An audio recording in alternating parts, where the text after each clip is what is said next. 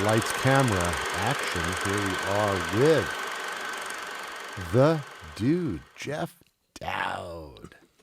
Thank you for coming, Jeff. Dude here. The dude is here. How you doing, Charlie? It's All great to right, see you. great seeing you. Oh, it's absolutely what a pleasure it is. Okay. You know, all these years we collide with one another and got to know each other at festivals and at events, and I know very little about your early life and your growing up and all of that. Can you give me some ingredients of what led to become the dude that we know today? Well, your parents, your family. Both my father and stepfather are world-renowned economic historians. Right. And so, through osmosis alone, I know a little bit about economics and history. And you grew up in Seattle? No, I grew up in, for the most part, I was born in Oakland. Oakland. Where I have a basketball team that's still the world champion and may remain so. Yes. You're not rooting for the Raptors? Of course. No, I'm not. No. Really? Okay, cool. And my father taught at Cal, but then he moved to Cornell. So I grew up a lot in Ithaca. And then my parents split up when I was in fifth grade. So you grew up in Ithaca partly. Okay, and up in Cornell. Yeah. Through fifth grade, yeah. And then my parents split up. My mother moved to Berkeley, back to Berkeley, for a year. And that's where Dave and Danny Einstein first started calling me the dude when I was in sixth grade. And my mother remarried my stepfather, Paul Sweezy, and ended up living in Westchester County in Larchmont, New York. Okay. Where a lot of rich people lived. And yes. Stuff. My mother got deal of the century, but for a house there. But anyhow, the point is that, and I was basically a juvenile delinquent type in my, high school years with all my friends. And one guy got busted. A lot of people used to borrow cars and, going to New York City and stuff, joyride and stuff. And one guy got busted, and the judge gave him the choice of going to jail or going to the service, so he joined the Marines. And about 150 guys from my high school followed him, including me. I went to the Marine recruiter, but I was only a junior in high school. And he said, come back when you're a senior. After you graduate, which he wouldn't have said a year or two later, but it did at that point. And within a week, one of our friends died in Vietnam. And we started getting letters back from all these guys saying we made a huge mistake. And someone was saying we were on the wrong side. So it was initially U.S. Marines that gave me kind of an anti-war consciousness, even though both my father, my stepfather, and my mother were part of the anti-war movement in one way or another. But it was the Marines. And then when I was 17, my father, Doug Dowd, had what's called a Fulbright scholarship thing as professors. You can take a year off and do some research and write and stuff. And so he went to Bologna, Italy, to kind of study the transition from feudalism to capitalism, like with the city-states, from Florence and stuff like that. And I didn't want to go to Bologna, Italy, and my stepbrother David was living with his father in Ithaca. His mother Kay was with my father, and they dragged the two of us to Italy in our senior year, which turned out to be phenomenal because we got out of the bubble of U.S. brainwashing and all that kind of stuff. And we had there were no English schools in Bologna, but there was a thing called the Linguistico Ugo Foscolo, which is where the top 100 young women, daughters of the industrialists and the mayors and people like that, went. And David and I were there, and we had a tutor named Luca Fontana, who was an extraordinary person with several degrees. And, he'd sit there in this old building, and he'd read Allen Ginsberg's Howl to us. And he was friends with the Living Theater, which were pushing the outside the avant-garde thing. So we ended up traveling around Europe with the Living Theater at the age of 17. I mean, all around Europe. And That's awesome. David and I. And then also, we met the Rolling Stones in Bologna and went on tour with them. And I actually ended up in the studio with them in August in London when they were doing an album. And so that year of 17 was a pretty awesome year of, being in Europe. And a lot of time in Italy, a lot of time in France, and an awful lot of time in England. I was staying on Abbey Road with Sean Gervasi, who was my father's TA at Cornell, literally about 2 blocks from the crosswalk. Oh, you yeah. see. And Very I would cool. pass by the Beatles place every day, but I had zero idea it was the Beatles place because they parked the cars out back. But I would go to St. John Wood Station and then go over to see the Stones, the big studio. So it was interesting, but it was a remarkable time. It was the summer of love and all that kind of stuff. So I'll give you a quick... So what year are we at now? 67. Okay. So I'll give you a quick story. So my stepbrother David returns... Well, we spent some time with Keith and Brian and, doing all kinds of stuff. And he goes back to London, back to Ithaca earlier than me, but he stops in London. And Keith is in southern France, Brian's in Morocco, but he calls Mick Jagger. And Mick says, "Hey, David, this is great. Why don't you go and, see if you can get us a couple birds or girls, whatever they called them back in those days, to go out with." And David said, "Mick, you've got the #1 album in the world right now. You got the #1 single. Let's spend a night together. It's the summer of love. I'm just David Bayukas, 17-year-old kid from Ithaca, New York. I could understand maybe you're in Bologna for a night. You could use a little help, meeting somebody. This is your hometown, Mick. I mean, this is pathetic. The emperor has no clothes. I mean, really, Mick, give me a break, And Mick cracks up and laughs and says, "Well, you got me, David, but why don't you just, why don't you try it and say, Mick's had a tough week." And according to both of them, they went out and had a good time. But, pathetic, Mick. You can't get in a little action with "let's spend a night together in your hometown during the summer of love." Crazy. Anyhow, but that's what rock stars do. Anyhow. So this is like, okay, so now you're a teenager. This is your high school years, and you're in Italy. And just for 1 year. Just for 1 year, and then you come back. I go back, and I'm supposed to go to Ithaca High. So now you're coming back to Ithaca. As a senior. Okay. Ithaca, New York. First time I'm living with my father as a school thing. Mm-hmm. And, it was very contentious at high school, but good. I was battling out with the former Marine history teacher every day. Okay. About Vietnam, and that was good. He liked that, but I'm at the English class, and the English teacher is giving some short shrift thing to the beats or something, and she mentions, Allen Ginsberg in a weird way, and I go, "Well, that's not really right." And she said, "Well, how would you know?" I said, "Well, I took acid with him 2 weeks ago in London, So the principal calls me in the next day and goes, "I don't know, Jeff, you really need to be here. Why don't you just come back and take the final and, go audit classes at Cornell or hang out or something like that, And so that was the end of my high school. That's how that finished. A few weeks in Ithaca High, but then I was, off to the races. And basically started hanging out with Cornell anti-war activist people and Cornell people and young women and stuff. I mean, I would have been a freshman. At Cornell. Or anywhere. But yeah, I was admitted to Cornell, but I didn't go there. I went to this experimental college. And then kind of went to Cornell for half a semester. But and then where'd you go after that?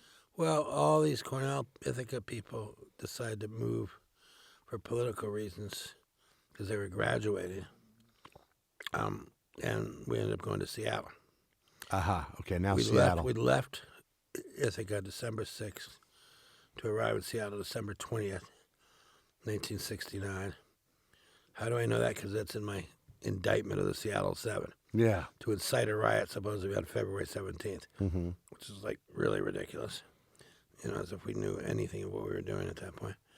But so, we were in Seattle then, and within a couple months, we were indicted as the Seattle 7 as the test case for what were 41 other cases that were going to be run by Nixon administration against the anti-war movement.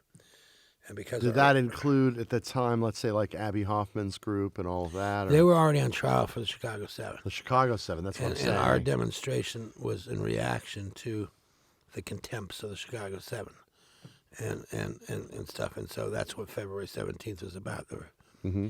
But when you have a conspiracy, and we had 2 charges crossing state lines to incite a riot, which is the wraparound law, which says he went into Cambridge, Maryland for one night, gave a speech, there was a riot, and went back.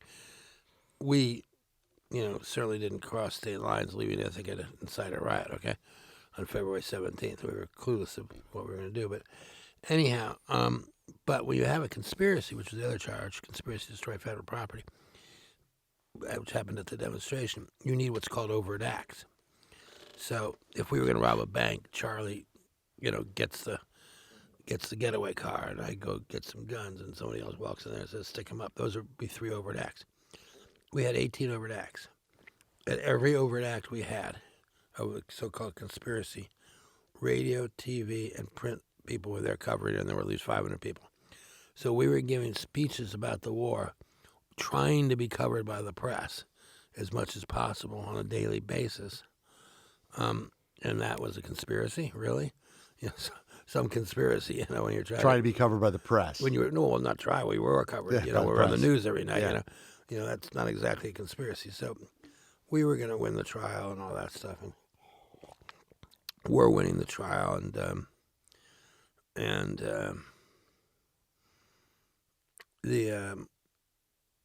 But you were considered some type of threat in some way, I guess, right? Oh, Was yeah, that- no. I mean, the Hoover and the FBI and Mitchell and Nixon and Ehrlichman and Eagle Crow and all these guys were very much trying to do this whole thing. But basically, as we were discrediting their witnesses, about a few days into the trial, we got a mistrial, which we didn't want, basically giving the prosecution a second chance after we destroyed their supposed secret spy witness.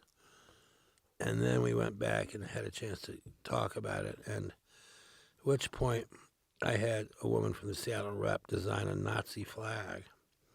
You ever seen a Nazi flag in person? Yes. I've never seen one. You have? I think I have at some point, yeah, but not Sure. probably not a proper one. Well, it's a pretty The amazingly swastika, powerful symbol. Of course, yeah. And we made a huge one, I don't know, about 10 by 15, because the Judge Bolt had an elevated thing. And when I did my thing, Michael Abels and I presented him with this Nazi flag draped on his high-up bench, which got us, top story on 2 networks and above the fold in the New York Times. I mean, as I accused him of being a good German for, going along with the Vietnam War. And so, that's the kind of stuff we did. We did a lot of, full-on protest and but we did a lot of visual stuff, too. I mean, if there was stuff. something called, like, redlining, which was, redlining around black communities, so they couldn't get loans for houses and stuff like that, we would go to the Seafirst Bank, big black tower, and have a house on the back of a truck which we would assemble, model house, maybe 10 feet tall, and put it in front of the big black tower of the bank and draw a red line around it, and that would be the visual.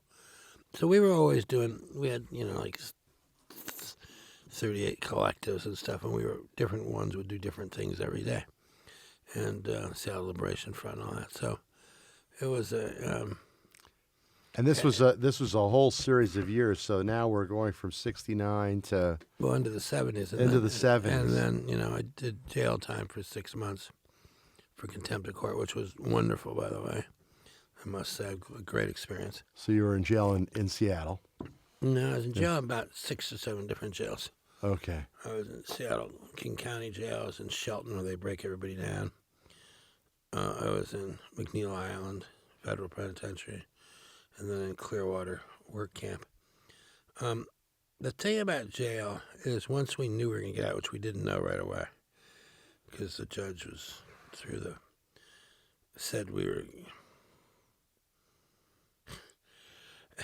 The judge, because we were one of the lawyers on our team was a guy named George Freidenberg, who worked for Gravatt, Swain and Moore, which is the biggest Wall Street firm. And they sent George, because they didn't like what Nixon was going on, and as a kind of a friend of the court, so to speak, for us. And we're going up in the elevator with the U.S. Marshal and George, and we said, let's waste George tonight in front of the U.S. Marshal in the elevator. And George Bolt, the judge, used that as an excuse that we were going to waste him, that we were going to kill him, as if we would be talking in front of the U.S. Marshal. Right, that you'd be doing that. Doing that, yeah. So that kept us from not making bail for a while, but then the Ninth Circuit bailed us out. But the thing about the jail experience is once we knew kind of we were going to get out, most people who go to jail are in indeterminate sentences, like doing like 5 to 20. And you don't know till the day you walk what you're going to do.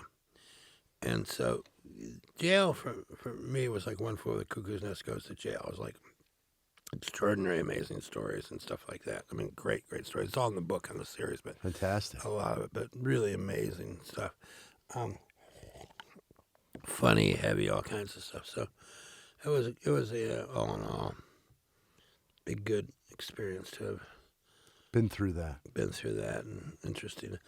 Look, when most people go to jail, their crime partners do not come and visit them ever. Really? You did the bank robbery, you're going to go show up and say hi? Yeah, no. It was the exact opposite with us. Everybody wanted to come visit us, and they wanted to send us stuff. So amongst other things, I had subscriptions to like 15 different newspapers because I would just say, somebody was there from Cleveland, I'd say, give me a subscription to the Cleveland Plain Dealer or something. So I had all these different newspapers. Different people could have their own newspaper every day from their own town, and just all kinds of stuff. It was, a lot of funny stories. But, so then after that, on the day Nixon, we voted, my girlfriend Kevin, this is a woman, and I went to South America for a year, which was, in 72, 73, which was an extraordinary adventure, going to pretty much the whole West Coast, Colombia and Ecuador and Peru and Bolivia and Chile for like 3 months and stuff like that. And there's just amazing stories from that in the book and in the show. The show, by the way, and the book are called Our Classic Tales to Fuel Our Future, subtitled How We Can Imagine and Create the Best of Times for All. And so we are re-evolving storytelling in a way that, we're really re-evolving storytelling, using transmedia to tell stories that'll be on multimedia platforms. So when we'll use all different forms, from reenactments, doc stuff, virtual reality, poetry, dance, music, on a particular classic tale. We'll use various forms to tell Multimedia storytelling. Transmedia. Multimedia is where it appears. So Yeah. Multimedia is where you're going to appear. Right. You're going to be on YouTube. You're going to be on, various places. That's multimedia. Transmedia is the various forms that you use to communicate. To communicate the story. So it's transmedia stuff. And it's very exciting. And, there'll be a lot of women directing a lot of these things too, because, for all the obvious reasons.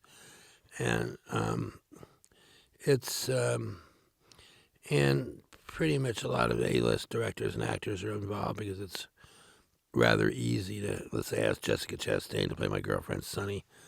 She can come in for 3 hours and do it. Or even, I can go to somebody like Alfonso Cuarón and say, look, you're busy for the next 6 months, but could you do an episode next November? And would you like to do an English one? Would you like to do Italy? Would you like to do a South American one? Would you like to do a Seattle one? Would you like to do a Neil Young one? What would you like to do? So even the A-list director types or production designers or those people who are often committed for the next 6 months, we can find an episode, a time that they could do an episode for, right, and take a week or two. In the meantime, they can be thinking about it. And that also is a watershed to a lot of first-time directors or women who are directing and helping them and stuff like that. So the series is,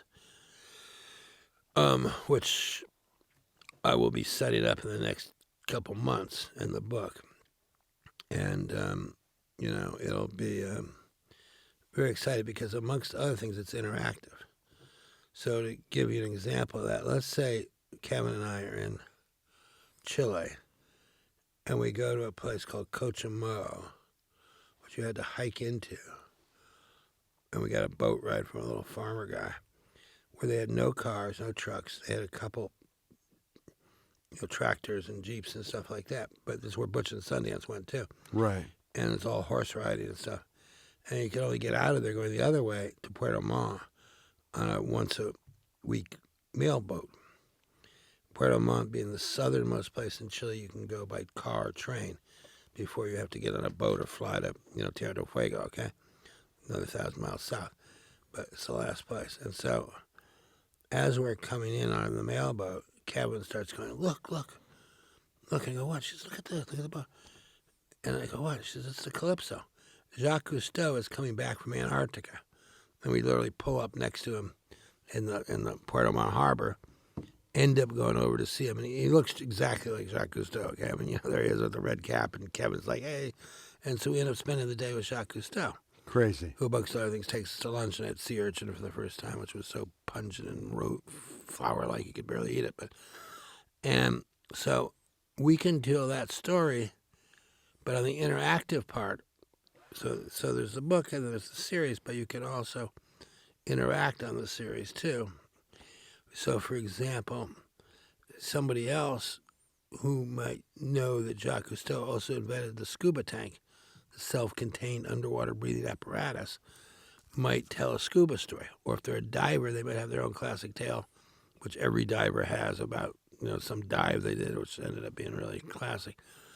Al Gore, when I run into Sundance, he might take the last paragraph of Jack's book, do it, and put a link to his new movie. Right. Or somebody else might do something else. So it's the interactive nature of the classic tales where people start to share their own stuff, which makes it very, very exciting. And also will make the thing this will be a huge, huge, huge series, okay? I mean, zero doubt of that. And these classic tales are not something we're speculating about. It's not a script like, gee, we hope it works. These have been told. I've told these at Red Rocks to 10,000 people twice, some of them. I've told them to 20,000 people in Louisville. I've told them tons of college stuff. Lebowski Fests, other places, bedrooms where the stories better be really good. And so we know these classic tales more or less work. It doesn't mean we can't, as I'm doing now, get editorial feedback and try them out and do things and improve upon them. But it's not speculation whether these stories work. In fact, the book is by popular demand. Everybody's been saying, why aren't you, writing a book about this? Right. And so it became naturally is to evolve that into a series, which is, makes it really good and all that. So that's kind of one of the main things I'm up to these days. These days, yeah. But for years, you were also doing a ton of repping, right? We had in Seattle there was a movie called Hearts and Minds that my friend Bert Schneider produced, and who also did things like Easy Rider and 5 Easy Pieces and stuff. And Bert called me up one day and said, "Dude, I just made this movie. There's an exhibitor screening in Seattle tomorrow for theater people. Right. Why don't you go see it?" And I went, and there was this guy named Randy Finley there, we wanted to open a bookstore, but he decided to start a little movie theater called the Movie House, and he was at that screening too. And he said, "Gee, you're the dude. Can't we go out and have coffee afterwards?" It's a morning screening. And he was so moved by Hearts and Minds, which did it won Academy Award, but did a lot of interviews with various people involved in Vietnam from all sides. Very powerful. And at a time when Gerald Ford, who's just been appointed president, but Nixon left, was kind of trying to rewrite the history of the Vietnam War. So it really spoke to that. And so Randy said, we got to do something about that. So I said, what if you took out ads or something promoting in your competitor's theater or was just going to play for a week? He said, what a great idea. And I said, I could parlay that into a shitload of publicity, And so we did that, and Hearts and Minds, which was just supposed to play for a week, played for 17 weeks at his competitor's theater and broke the house record. Wow. And that's how I... What year was that? 1974, probably, okay. Anyhow, so that's how I started. And I ended up working for Randy. And because we were exhibitors and had theaters, that allowed us, well, all kinds of producers and enlightened studio people and what became the classic division people started doing their test runs with us. Yeah. Not just test screens, test runs with things like Chariots of Fire and stuff like that. And so I ended up Were they in terms of tests like secondary runs or First run? All first runs. Okay. No, long before Chariots of Fire did anything else, we tested it out, or Black Stallion or something like that for runs. So for audiences to be as the test audiences at that theater venue. No, I'm not talking about a research screening. We did that too. No. I'm talking about playing the thing for weeks and months. Right. No, I got it. And then that could be copied elsewhere. Right. And so that's what. And so I ended up helping a lot of studio films that needed some help as a marketing consultant To reach an audience. Yeah. Yeah, and various segments of audiences, because there were various reasons somebody might like Desperately Seeking Susan for different reasons. Okay? Right. And so there were different. So that's what I was doing, and then I moved down here in about 81 or so, and we did end up repping films as well, indie films, and I was one of the founders of Sundance Institute and then Film Festival, and so it was an exciting time for the indie films at that point. Oh yeah. So I was doing two things. One was consulting on the marketing and kind of co-running it on a lot of studio films with names like Gandhi and War Games and stuff like that. Of course, yeah. And then big releases at the same time doing, because look, the guys call up about Chariots of Fire and go, we don't know what to do with this. What would you do with this? That kind of stuff. Okay, the head of Warner's, and the producers too and stuff. And you consulted on those campaigns, yeah.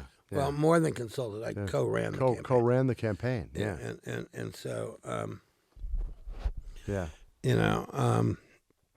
And so I'm doing two things at once. I'm working these studio things that are look, my métier was working on films with very compelling word of mouth.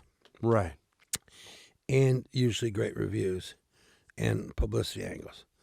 I turned down running various studios and divisions like Paramount and Sony's and stuff like that because I didn't want to work at a place where I'd be working on 18 films a year, of which I was only interested in 2 of them, maybe, or 4 of them, And so I was able to work on films that were really good. Right. Whether it's a studio film or a Sundance-type indie film. Sure. So I was doing both things at once throughout the 80s, basically. And then, I got married and we had kids, and that kind of changed some of the equations, as one can imagine. Oh, yeah. In terms of time and stuff like that. But now I'm free to, at long last, be creative myself. Right. And do the book. 40 chapters of the book are written. And so it's just all being rewritten now and stuff like that. And I haven't done a damn thing in the last 2 months because I was in the hospital. Right, and of I course. had to get a new computer as well. But now I'm back at it. And it's very exciting. And, and it's, we really are real evolving storytelling. And this is not something that I'm some genius figuring out. It's something that's pretty obvious from looking at the various things people are doing with storytelling, with transmedia, and other kinds of storytelling. And now that you have TV series as opposed to movies, people have a lot more freedom to deliver and to try all kinds of things out. Try things, yeah. Out, and they really are pushing the envelope on a lot of this stuff. So it's, and so I'm just kind of like looking around, going, "Oh yeah, this is kind of obvious. If you have a book, it's going to turn into a series. Why don't you do it, this way and tell different ways of telling the story. So it's exciting stuff. I'm also doing another TV series I'm involved in called La Sirena, the Mermaid, which is about two really strong women. One of them who works for, NOAA, National Oceanographic, atmosphere and whatever, and the other, but who's actually a mermaid. And it's a really amazing story about, with a lot of really classic characters. Also about, that has to do with a lot of environmental stuff that can save the planet too. So it's in that context, and we're about to set that up in the coming weeks. That's really ready to go. With a woman named Natalie Page Bentley. And then I have a partnership with a guy named Alex Noe, who I've known for years. We have a thing called Blood, Sweat, and Honey, in which we still rep films. Right. Which is, it's a challenging business. Absolutely, especially now, right? Especially now, to, find proper homes for films and things like that. And that were not produced with a home to start off with, so that they have to get acquired. And you have to there's sell not them. a lot of money there necessarily, and this, that, the other thing. But but some of the stuff we do, narratives and docs, and a lot of docs are pretty extraordinary that come across our way. Tough to do certain things with, but really pretty amazing things a lot of people are doing with docs. Absolutely. And so we're doing that. So that's kind of what my life is in terms of, various creative things I'm involved in various ways, And then the theme with going every year with supporting the origins of the dude and the Lebowski Fest and all of that stuff. You continue to do that, of course. Well, the Lebowski Fest is, two guys out of Louisville started this thing up and invited me to come. First or second year. This is not something I make money off of, by the way, just FYI. Right. Right. You don't. It doesn't. It's not a business for you. No, I mean I will sometimes allow them to pick up the hotel or something like that, but so I'm not losing money on it per se. Right. Except for the time involved, but it's not a profit making thing. Yeah. Not whatsoever. Okay, and so, but it's. The Lebowski Fest stuff is pretty amazing as it's kind of grown. They have 2 nights. The first night, they have a band. Jeff Bridges played recently. I actually got out of the rehab place. I was recovering, learning how to get physical again and walk for a night, and went there with 2 people who took me there with a walker and I have a wheelchair. I think I had a walker and a wheelchair. But when Jeff was performing, but they have a band and then they show the movie. The second night, though, is the extraordinary one in many ways because they do it at a bowling alley, and they always got to pick the biggest bowling alley, which has enough lanes. So when they do it here, they do it down near Fountain Bowl, whatever it's called, near Hermosa or something, not Hermosa, Redondo or someplace like that. And New York, they do it out in Queens, and usually stuff like that. Yeah. And so they have enough lanes. But what happens at the bowling night thing is people come dressed up in costumes. Oh, yeah. And, of course, they come as the dude and Maud and Donnie and, Walter. But what gets really surreal and amazing is they come dressed up as lines out of the movie. So there'll be a woman with huge bosoms and all and that. And I go, what are you? And she says, oh, I'm the... Wait a second, I just blew the line. I'm the, what do you call it, the bosom of the Pacific Ocean, whatever it is, the line in Lebowski. Lebowski, yeah. Yeah, and people come dressed up, 10 people as the crime lab. Right. Things that are just mentioned for one sentence. People come dressed up as. Right. The concept. The concept of a line. Of a line. And totally surreal and amazing, and group stuff too. And it's really a pretty extraordinary, surreal experience. None of them per se are good bowlers, but it's just like fun bowling. But it's the costume thing and the surreal thing. We went in Seattle, they had it one time, north, I think in Kenmore it's called, on an Indian casino, was at the same place the bowling alley was. And so afterwards, at 2 o'clock, when the bowling thing was over, a bunch of people went to the Indian casino, Right. where you had, few college kids who were trying to, work it, and a couple old guys who were working it. And now all of a sudden, at the, blackjack table, you have Maud, the dude, the bosom of the Pacific Ocean, Wonderful. all sitting at the blackjack table. I mean, it's really surreal experience, So, the Lebowski Fest is a tremendous amount of fun.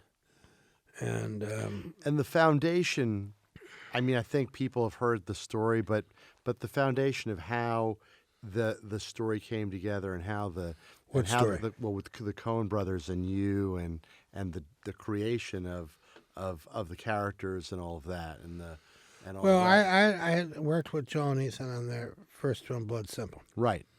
which I helped get money for post and, to finish up the post, and then helped try to find distribution. We got turned down by every distributor 3 times. Did that also go out through Gramercy or Polygram or no? Well, let me yeah, tell you- I'll tell you tell you the story. Yeah. Everybody on film, Mm-hmm. not on video, not on film, screening room screenings. But if you watch Blood Simple, which is a very dark movie, in a screening room alone or with 2 people, people are afraid to laugh at the dark stuff or just don't because it's too dark and weird and funky. Mm-hmm. And so everybody turned it down like 3 times. I mean, we had played it in some place like Dallas and stuff like that, and we were telling people in Seattle. And it wasn't until we went to Toronto, the Uptown Theater, and had every distributor that all of a sudden everybody got it. That, oh, okay, this works. People didn't think it would work for women. It does. People, and so the dark comedy stuff worked, and we finally made a deal. It was distributed by Circle Films and all kinds of great people like Renee First and Ben Barenholtz and Chris Zarpis were all working on it. And during that time, though, they hung out with me a lot. And I think that's where they got the idea they would be interested to do a couple characters. Walter being in any buddy movie, there's always a buddy that gets the other buddy in trouble. Okay? Whether it's, Mel Gibson and, being insane in with Danny Glover in I'm going to quiz show with me. Lethal Weapon or whatever, you want to jump, I'll jump, Or, Butch and Sundance doesn't matter, but Walter's getting the dude in trouble. And Joanie's, and I think a lot of it is just like riffing off my name. But it was an interesting character to do it like that. And they make me a bit more of a pot smoker than I actually am. I don't smoke pot during weekdays because if I was negotiating, I'd give away my daughters. They don't negotiate. I throw out my daughters. I mean, I can't negotiate when I'm stoned or something like that or do heavy business. But what they did by making the dude a stoner is they liberated him from everyday concerns, which made him be what my friend Phil Cousineau, Cousineau,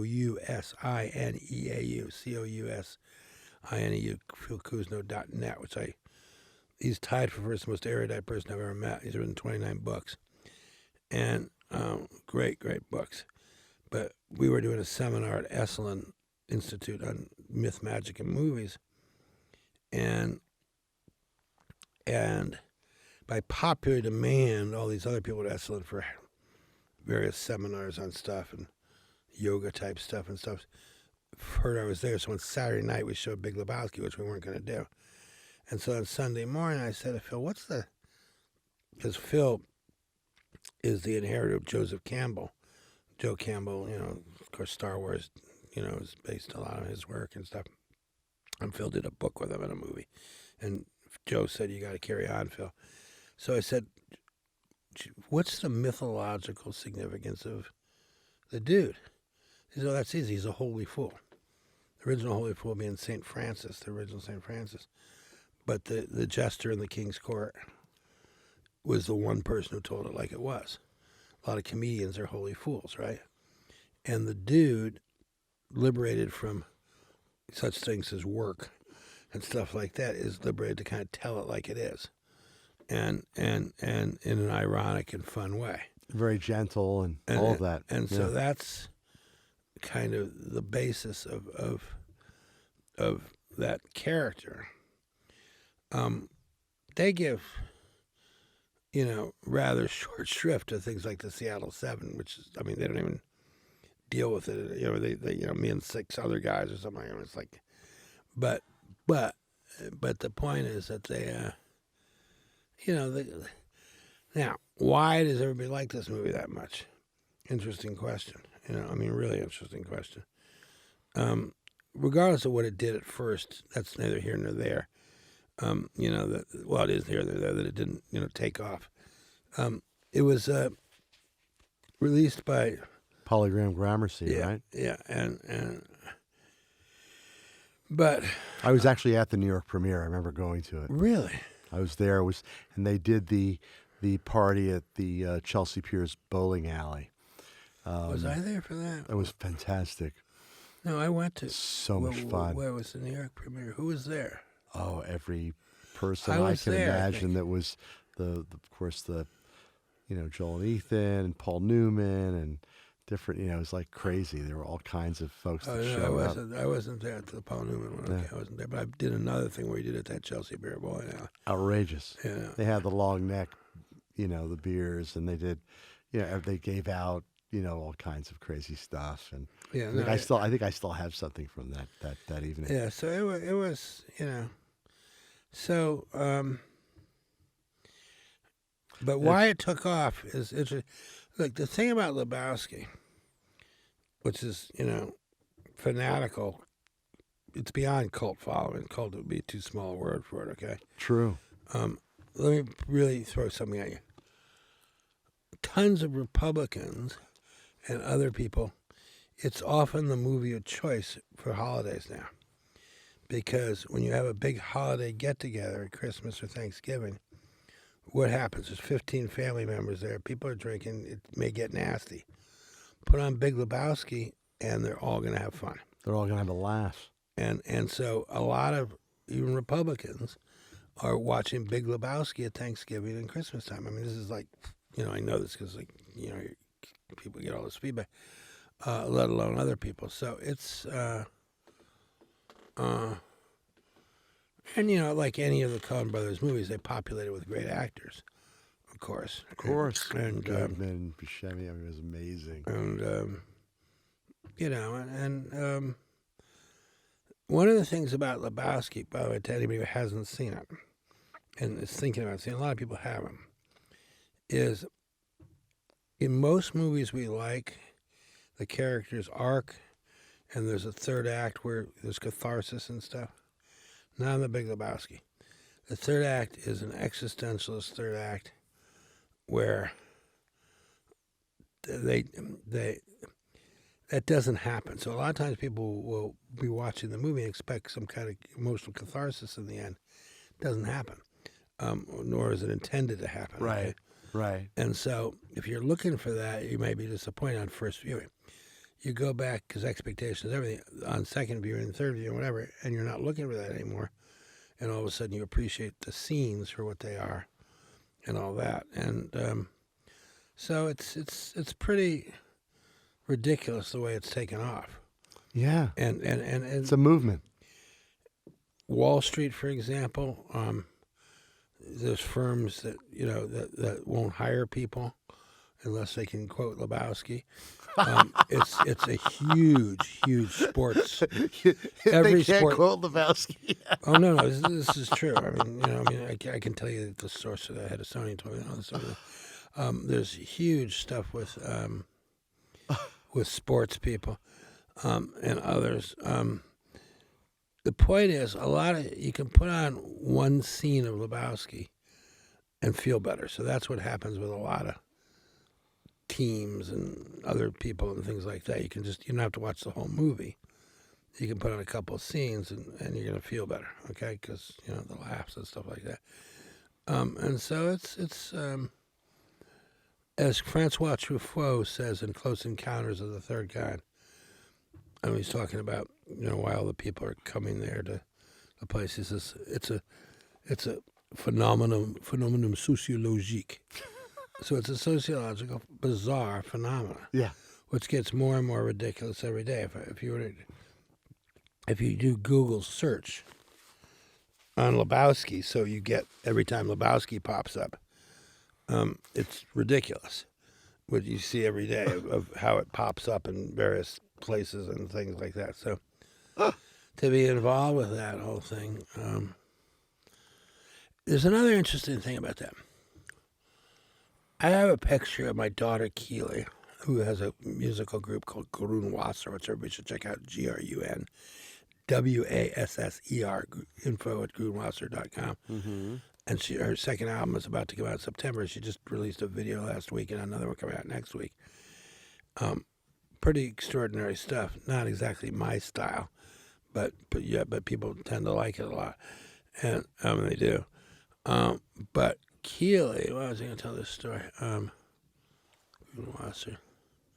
You were talking about Keely's band and Grunwasser. Before that, I was going to say, what's interesting is I have a picture of Keely and Brad Pitt when she's like 14. He's got his arm around her. We were at some event. We were doing a premiere of something, and actually Neil Young introducing Michael Moore's Fahrenheit 9/11 at the Directors Guild. Right. And Brad is there, and he's got his arm around Keely, and Keely's like, and I go, Keely, that's Brad Pitt with his arm around you. You might want to smile, I mean, feel like. And the point is, everybody's intimidated by movie stars. But I'm not a movie star, but even though I'm an icon, because people watch Lebowski with their friends. Like 20 friends or 5 friends watch it together. Absolutely. And it's a friend thing. Yeah. So the dude is considered one of the friends. It's a movie about friends. That's what those guys are at the bowling alley. Yeah. By the way, FYI, the dude never bowls in The Big Lebowski. Jeff Bridges does not ever throw down a bowl. I can be seen bowling there in the background, but so the difference with me is people at first do a little test to see if what kind of asshole I am or not, and then after that it's a comfort level because I'm just one of the folks. I'm not a movie star. Exactly. It's like, but I'm an icon, but I'm not a movie star. Okay, I'm just one of them. Exactly. Which is an interesting thing in life. Okay, wanting to know the original character. Yeah. No, there's a lot of that too, and that's the. And it opens any door I want. It doesn't. CEOs. Look, I haven't played this card yet, but the head of the FCC, Republican guy, his favorite movie of all time.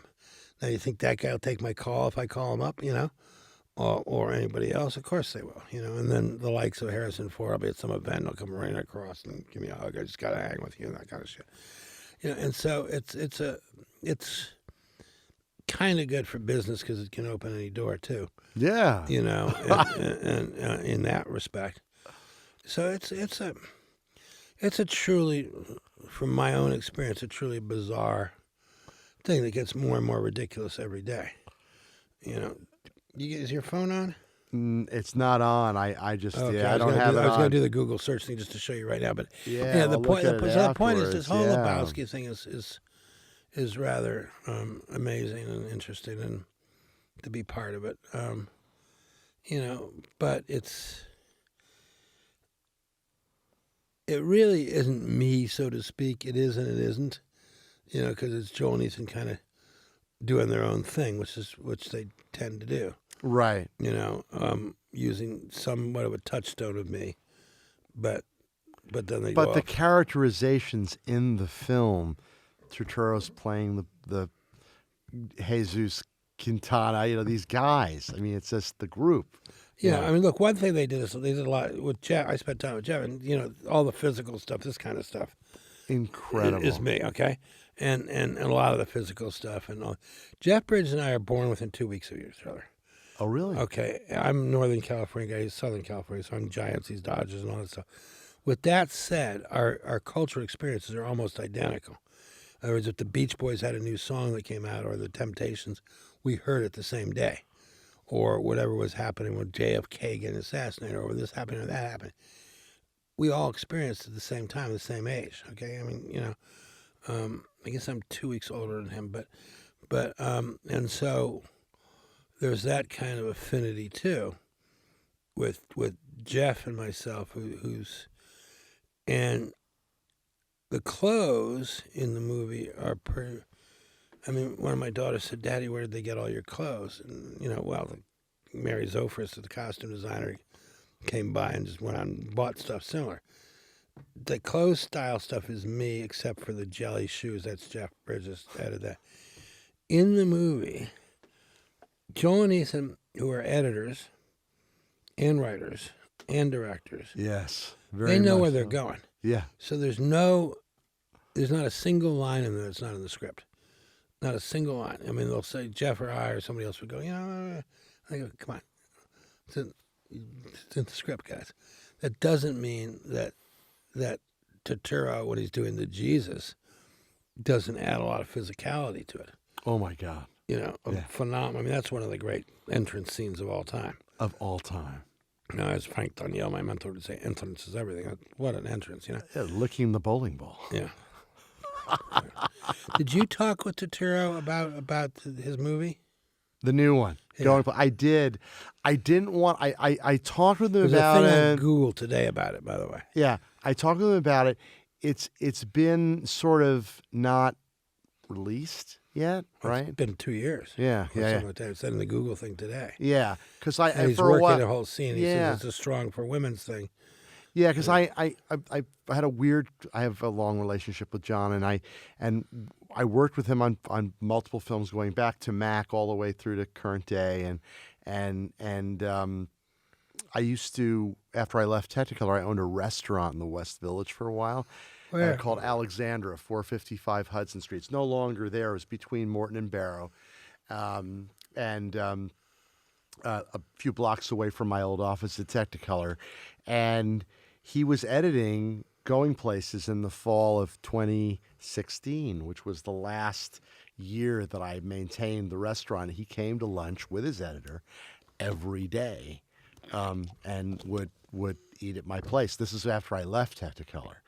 And so, I mean, we were just very close socially outside, but I also worked on his projects going back to Mac and intimately with Fading Gigolo and Romance and Cigarettes and all of his films, right? So, but in any case, I was you have insight into, and I didn't want to dig in, but I have a sense, like you're saying, this is not something that it's been around for a bit, so I don't know all the backstory. Well, there's a Google story today on it.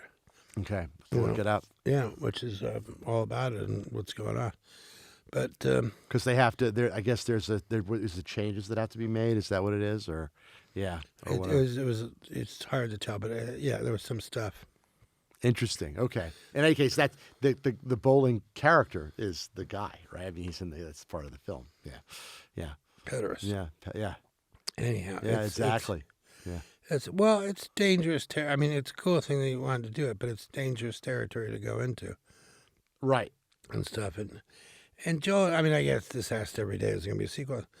Joel and Ethan are self-starters, and they got so much other stuff to do, rather than just do a Lebowski thing again. Rather than do a sequel to the Lebowski. Exactly. Yeah. I mean, it could happen or not happen, but they're kind of booked up for a while anyway with their own stuff. Right, of course. I mean, they have so many things they can do that are already written or about to be written, or right, stuff like that. So when you can only do a movie every year and a half or so, that's what's going on with that. Yeah, the backlog of that. And so right now you've got this whole series of things that you're doing in this transmedia storytelling, and you're still repping films, right? And With Alex Noe and with Blood, Alex Sweat, and Noe, Honey. yeah. So that has BloodsweatandHoney.com. yeah. Let me make a general statement about where we're at politically right now in the world. I'm extremely optimistic about where we are right now. The 60s and the 70s were a time of great cultural change and political change, but not systemic change. Okay? Right now, all systems are changing. Communication, education, banking, financial systems, transportation. These are systemic changes that are either going to happen. Energy, they're going to happen. They can go this way or that way, but it's not going to be the same. Okay, we're not going to be using the same kind of phone 3 years from now.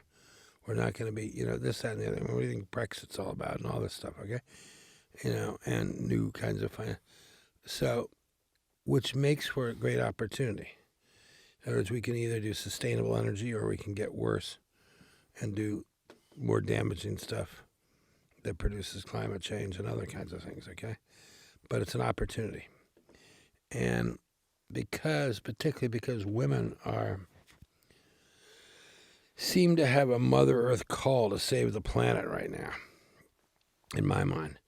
And particularly younger women, almost all the people I know in their 20s and 30s, every day, whether it's on their Instagram or something else, they're doing some kind of, positive stuff along with their own Instagram pictures about, we should be doing this to help the planet or this, that, the other thing. Or whether it's the plastic thing in the oceans or this, that, or the other. Yeah, no, I've seen a lot of interesting things about the use of plastics and even to make garments and to reusable, right? And so this is a phenomenal time in which people are going to, not allow the earth to be destroyed. And in my mind. And so that makes it very, very exciting. But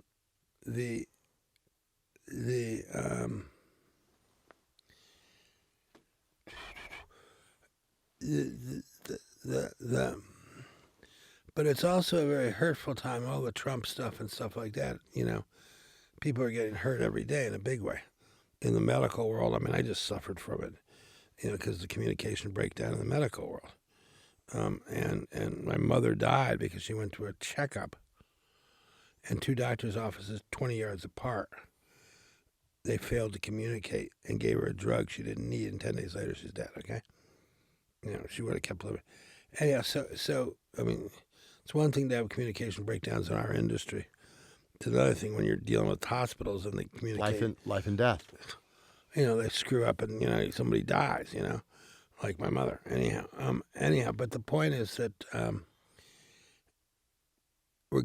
regardless of all the damage that the kind of Trump stuff is going, which is really hurting a lot of people in a lot of ways, big time. And we know that. Number one, he's not going to, he'll be gone very shortly. I can promise you that. Okay, he's not going to win 2020. I don't even think he's going to run. Okay, I think he's going to pull before then and cut a deal. Okay, and cut a deal for himself, his daughter, and Jared. It was a tough deal to cut with Jared, but he needs to cut that too because his daughter's with Jared.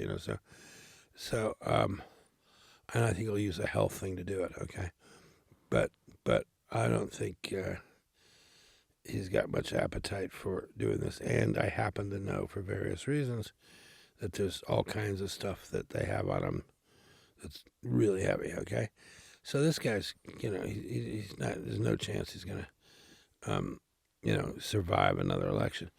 By the way, a huge portion of the Trump supporters are people that can be organized to not vote for Trump. They're not all there. In other words, let me put it really simply. The people that voted for Obama but then voted for Trump, those people can come back again, okay? They just did it because Hillary represented, inauthentic past in one respect, okay, as well as the good side of Hillary, but she was also represented, global, whatever, and Wall Street and all that, and people got that, okay? Which is why all the young people went for Bernie, who 90% of them couldn't have told you who Bernie was 2 years before, okay? But he was authentic in their minds, versus Hillary and stuff like that. So Trump will be gone, but in the meantime, what I'm advising people to do is, if you're at work in your cubicle or wherever, I'm advising everybody two different things. One, it's a tough world out there. And reconstitute your thing and figure out who are 5 friends you can contact at any hour, day or night, and say, hey, I need to talk to somebody, or I need this. You may already have most of them, but figure out who they are and kind of make it official, so to speak. And secondly, in the world of the internet and creativity and everything else, you may have something you want to do. You may want to do a band. You may want to make cupcakes. You may want to do all kinds of things. In the world of Amazon and the internet, pretty much with 5 or 10 different people, you have a whole team that can do anything. If we talk about the film business, one person may be a writer, but somebody else can direct, and somebody else can be the DP, and somebody else can edit. Put your team together and do it, Create. But that can be a zillion kinds of little businesses these days because of the internet and Amazon and all that kind of stuff. So you don't, you can be selling stuff, keeping your day job if you have to, but having your own world of something that you're doing that's going to benefit you, possibly financially, certainly creatively, but I think people need 2 teams right now. I'm strongly right. If you don't have these 2 teams, you're going to wake up in the morning and go, wow, this is a little overwhelming and depressing. It's depressing to turn on the news, every day. Somebody's getting shot. Somebody's getting, the husband is killing the wife and the 2 kids. And it's like, I think we need people to talk to and work with in that environment. And going to work in your cubicle can be rather depressing too, because you're not necessarily using your DNA. You're not using your formal education as much as you could, and you're not using your informal education. You're like in second gear at work, very often. Even if you're at a place like Google, I happen to be in Venice, 2 blocks from Google Silicon Beach headquarters. There's Google people in my building, Google people, at every restaurant you go to, and Google. And even there, they may not have the freedom they want, even though they're trying to foster that kind of stuff. By the way, Google, if you go there, and they're in the old Chiat Day building on Main Street, amongst other things, if you're having a meeting at Google with more than 15 people, you're having it at the Big Lebowski Theater, which holds 300 people, which has big pictures of all the characters up there. That's fantastic. Yeah, I mean, every meeting that happens there with more than 15 people is in the Big Lebowski room, or they're doing movie showings, or they're doing presentations. I love it. Or they're just eating at a meeting. There's no big enough room. So I'm going to figure out how we're going to work together and all that. Anyhow, but so it's a incredibly exciting and incredibly scary time. But it seems like what you're really directing is the idea of standing up, not sitting down, being present, being alive, being upfront. This is it. This is our life. This is our life, folks. Yeah, being the person that you can be, rather than being on the receiving end of garbage that you're not either pleased or displeased, but are tuning out, if in a sense, right? I mean, because it doesn't really, in a sense, the world goes through cycles. So, and we're in one hell of a cycle right now, aren't we? We're in a heavy cycle right now, right? And it's but the probably the worst thing to do is to. I mean, I think it's always the worst thing to do. The worst thing to do is to become a victim.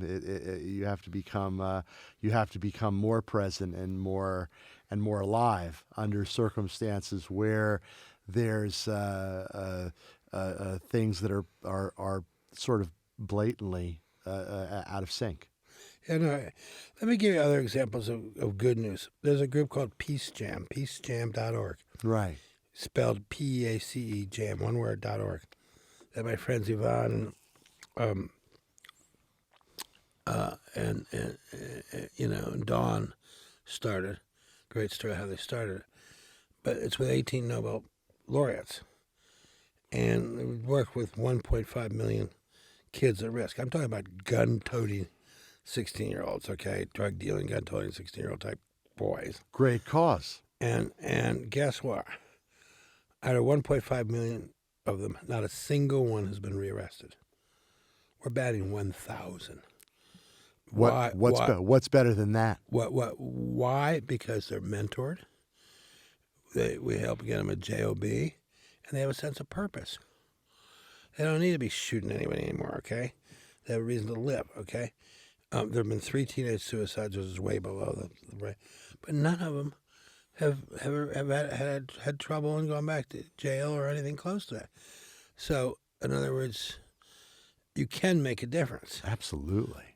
With individuals the male variety, who are violently prone, okay? Out of frustration, potentially. And you look at these people, guys shooting up the place he worked the other day, I mean, people are getting at the end of the rope when they don't have to be at the end of the rope, so to speak. Of course. And I think there's ways we can all come together under these really challenging and often on a daily basis brutal times. I mean, it's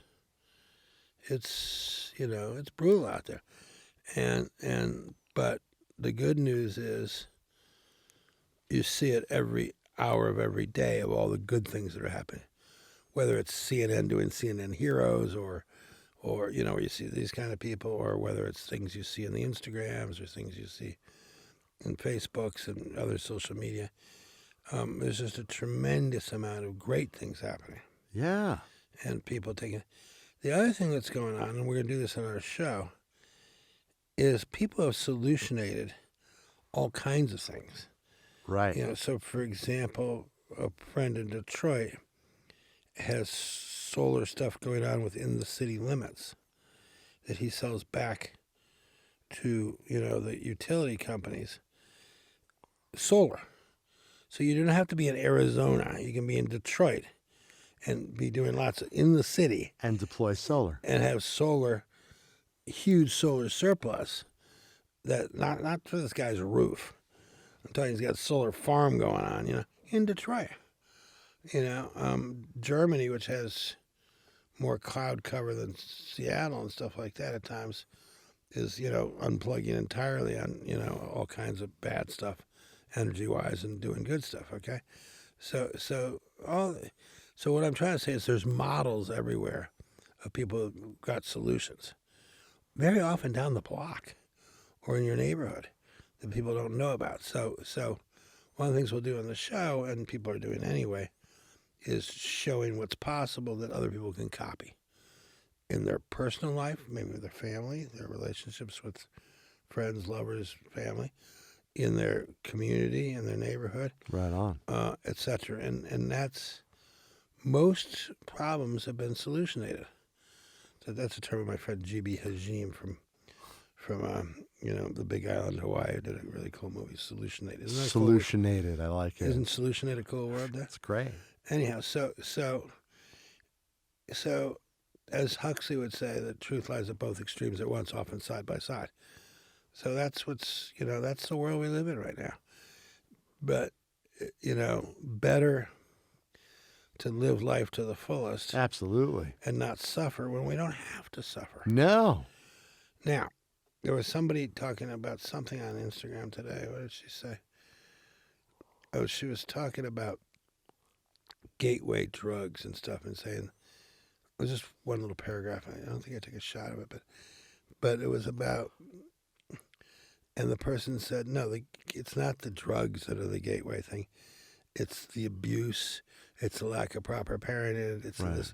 it's all those other things Right. that were the gateway to these other things, which are basically people self-medicating, because to deal with the pain of the past.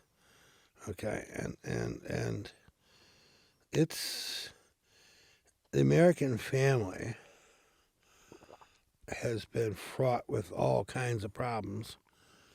Going back to the 50s where, they were trying to turn everybody into, automaton 50s type people, and women do this and men do that and stuff. Well, there's a lot of numbing going on. Yeah. Yeah. Yeah, and then Lots of numbing. and then going all the way through now, where you have all this crazy lack of role model family stuff, and divorce rates ridiculously high, and and so it's not. There's not a lot of models for people even to see what. Well, it's not only the divorce rates are high, but I mean I'm myself a divorced individual, and I think our children and their friends who also may have divorced parents, there's a generation coming out that are asking a lot of questions about marital union and about the institution and about the way in which even the world and the government and the world around those who decide to become married invades the personal lives of people, right? Because they've witnessed it in their own families. So people are rethinking the spousal unity in general, and it's not a question of monogamy or any of that. It's a question of how people come together. There's and I don't think that all, and it was that whole idea of like, the traditions of when people make the decision, right? What age, and my daughter's 24, turning 25. My son's 21. They're young kids, they're no one's in a rush, right? But there are, along with what they've witnessed politically in the world around them, like you've aptly described, of the sort of surreal environment that we inhabit, where there's a sort of a tremendous lack of care for communication, which is what comes from the messaging that we receive, right? And then having to navigate also existing as a young person in this time where there is a little bit of chaos to be in your early 20s, I would think. Totally. It's Look, not our world. I have a 24-year-old daughter, Yeah, Annabelle, and it's a my age. 27-year-old daughter. There you Keely, go. The kids similar the age. Grunwasser thing. Yeah. Absolutely. Let me just say one thing for filmmakers that I want to say. Yeah, please. I want to. A little bit of advice. Let's wrap around that. Absolutely. One thing filmmakers should do a lot of, and this is what Sundance is about and stuff like that, is continue to rewrite your script and get feedback. Okay, it's all about the rewrite. Absolutely. And then secondly, when your film is done, screen it and screen it and screen it again internally. When we used to do these test runs up in Seattle, not test runs, test screenings, just a one-off research screening. Of course, audience test screenings. Absolutely. Not the test runs, the screenings.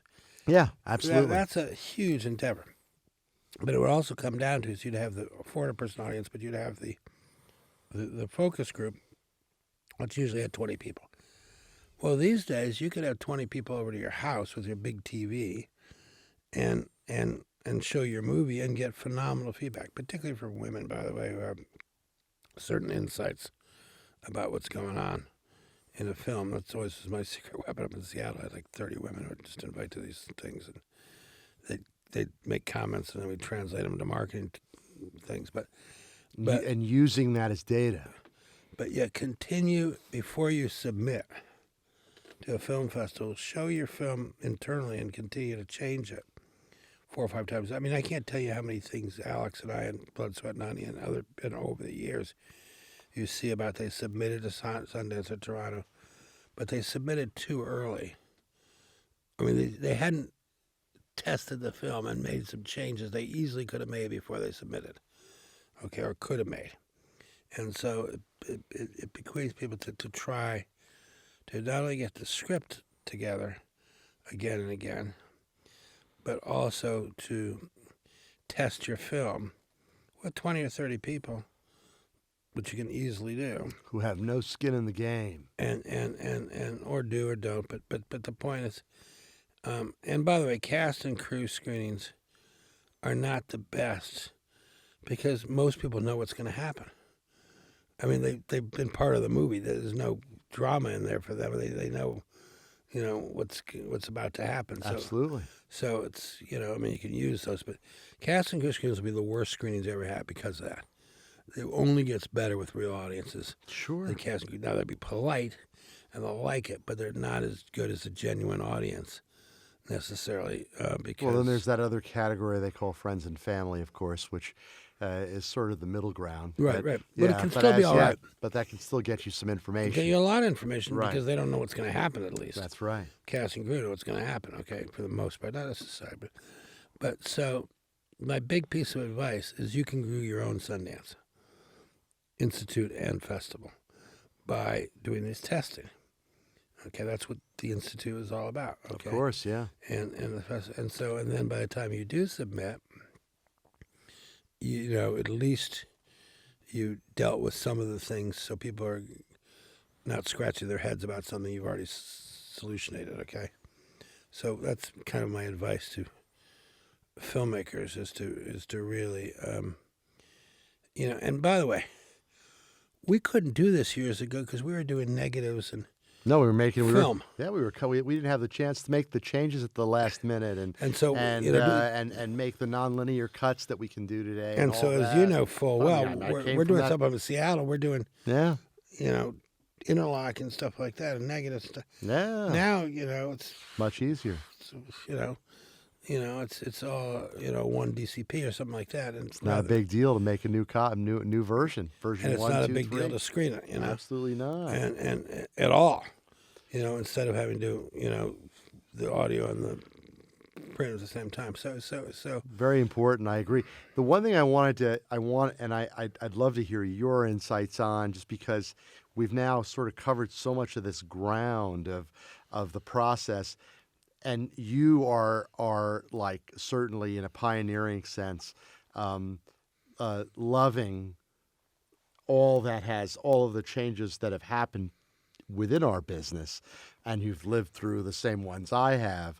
But I want to hear what you feel about cinema exhibition and the social experience of going to a theater and the impact of what we're now, the environment and the ecosystem of the movies and feature films, documentaries, narratives for a theatrical audience outside of that which is studio product that gets forced into the multiplexes and shown to us as a blockbuster. But be a little more specific. Well, the theatrical business in general, showing movies in cinemas, the idea that people are going to consume movies in theaters rather than consume at home. And does, in your mind, does that really make a difference? Is it really an issue? Is it any less social for people to see movies the way that they do at home on Netflix and then talk with their friends about it, or when they're in theaters? There's a certain thing that happens in theaters, almost a religious experience, when the lights go down and you're doing a communal thing together in a movie theater. Right. Where you're laughing together and even if you're not, and it's quiet, there's an emotional thing that's going on we can't quite define. That can't get up and go to the bathroom. That happens in that dark room and stuff like that. And so it's a very powerful experience. On the other hand, a huge amount of the theatrical audience is young people going to, whether it's superhero movies or things like that. And not people who are not teenagers and other people. And so there's that many adult movies in theaters, so to speak. I mean, not that the superhero movies don't play to some adults too, of course they do. But and so it's, you go to the multiplex and it's not there. I think I went to see over the weekend the Elton John movie. Okay. Have you seen it? I have not seen it yet. No. Well, worth seeing because they do a pretty interesting job of stepping out of. In the storytelling, they go very arty in terms of the way they do various songs and various other things. It's not a straight up thing. They really get out there. Okay. Right. And the guy who plays him is very good. But Taron Egerton. Yeah. But it's just a very interesting experience about what this guy went through. Oh yeah. Actually, Elton John is an iconic character. And I noticed his next tour, the last tour, the tickets are $350 or something like that. You know? To go see him. You know, anyhow, but the point being that it's, you know, there's something great about the theatrical experience that's different. I just wanted to go see this documentary, Echoes in the Canyon, about Laurel Canyon and the rock era, and Jake Dillon, who was involved in sort of playing kind of an interviewer and also a producer with Tom Petty. And yeah, I know. And, I gotta check that out. I just saw that on the internet. He presented it in New York at Angelica. Yeah. And then they created like a little band. It was kind of cool, the Echo and the Canyon Band, because they wanted to play the music of the era. And Jake, of course, is, you know, the Wallflowers' great performer. And so they performed music after the screening. Yeah, Wow. Jake Dillon and an ensemble of people that he put together for that show. I don't know if it's the same every time, but you know, but the interviews were fantastic because you have, you know, Roger McGuinn and you have Tom Petty and you have Eric Clapton, and you know, and they dive in, Ringo Starr. They dive into a lot of great interviews and talk about the music era that took place, that he wants to cover of the Mamas and the Papas and Laurel Canyon, and what that time period was, and people who moved from the East Coast to the West Coast, and you know, the Mamas and the Papas song California Dreaming, and you know, and all of that, and you know, it's a cool thing. Kind of it's nice to see a film like that get made and actually show at a theater anyway, because most people aren't going to consume it that way, nor is it necessarily important that they do.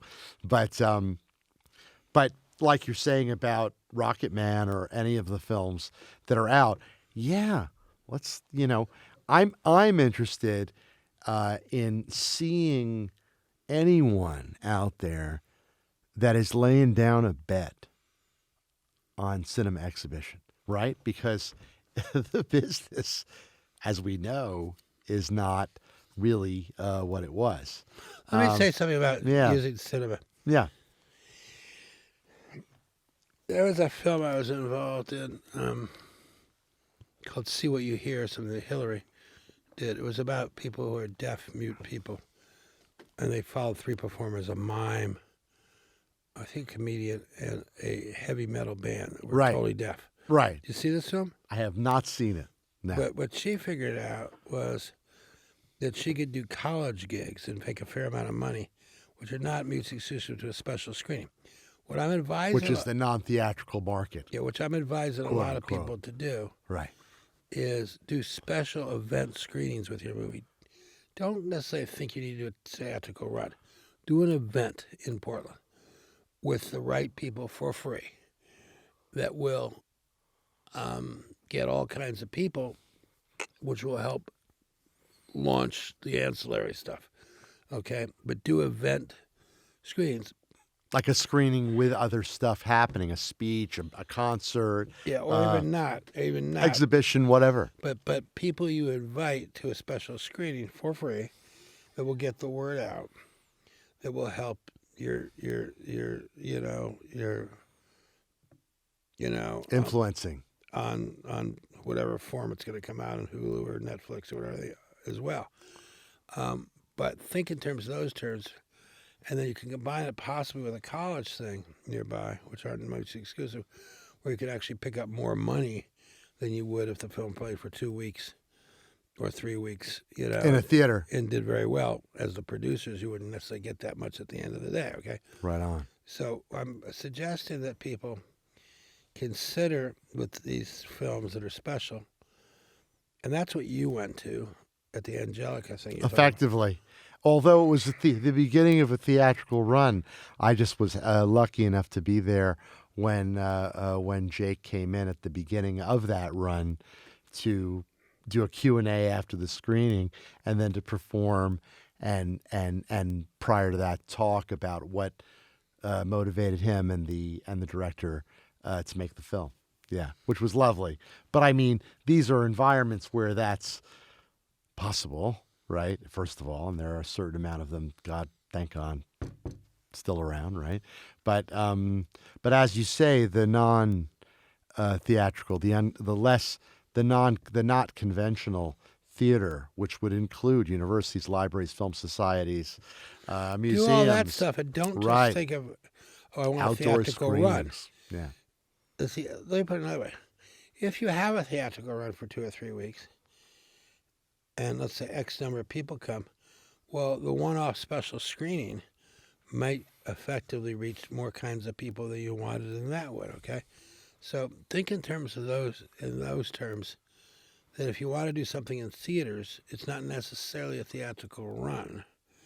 It's theatrical stuff in theaters. Right on. Events, whatever, where you invite people for free that are going to put the word of mouth out there, okay? Not to mention, when you do that, you can have the media see it with that audience at the same time. Right on. And in most films, or many films, they play better with an audience than they do without an audience. So given a choice of having a critic or a blogger see it at home on their computer or with an audience, there you go. And that will then, you know, so that's my big suggestion of how you can use theatrical stuff in a way that may be more effective than a 1 or 2 week sold out run or close to it, okay? Right. Right, because you make it more in a grassroots sense more viral. And you're also picking the right kinds of people. Right. You're curating. Yes. And so you may be picking, with a movie with segmented marketing of different kinds of audiences, you may be picking people from each of those kind of audiences that'll get the word out to the people that, you know, that they kind of represent. You know, Exactly.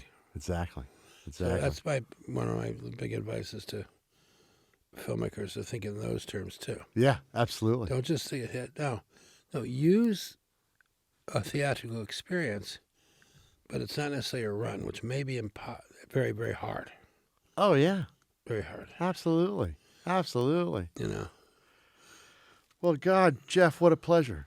Thank you so much for coming. Thank you. I want to say something. Thank you for, you know, we've crossed paths many a time, but I got to thank you for all the phenomenal work you've done over the years. Thank you. I appreciate that. Technicolor and since then and everything else, and been involved with so many great films and helping people out and all that. And you know, I just, you know, we can make this the best of times for all. And if we don't, it will be the worst of times. So it's kind of an easy choice, folks. Love it. Best of times or worst of times. You know, it's our call. You know, and you know, so we might as well just for the hell of it make it the best of times. So right the dude abides. The dude abides. What are we calling this podcast? Conversations with Charlie. The dude abides on Conversations with Charlie. Love that. Podcast City. Yeah, baby. Bringing it here to you. My Right there, pleasure. brother. Thanks so much, Charlie, for everything. Thank you.